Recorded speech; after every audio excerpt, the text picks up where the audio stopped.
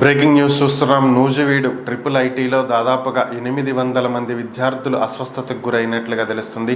గడిచినటువంటి 3 రోజుల నుంచి వరుసగా విద్యార్థులు వాంతులు, విరోచనాలు, జ్వరం, అలాగే కడుపు నొప్పితో బాధపడుతున్నట్లుగా తెలుస్తుంది.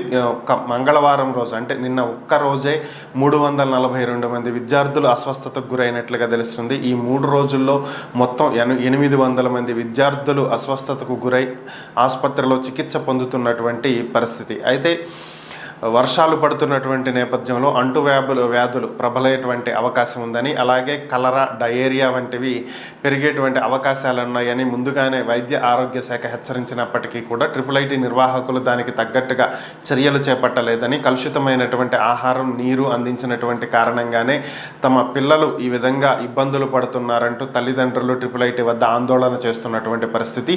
దీని మీద ప్రభుత్వం వెంటనే స్పందించడం జరిగింది. వెంటనే చర్యలు చేపట్టాలని, విద్యార్థులను వెంటనే ఎటువంటి ఇబ్బందులు కలగకుండా వారి ఆరోగ్యం కుదుట పడేలా చూడాలని వైద్య ఆరోగ్య శాఖకు ఆదేశాలు ఇచ్చినట్లుగా సమాచారం.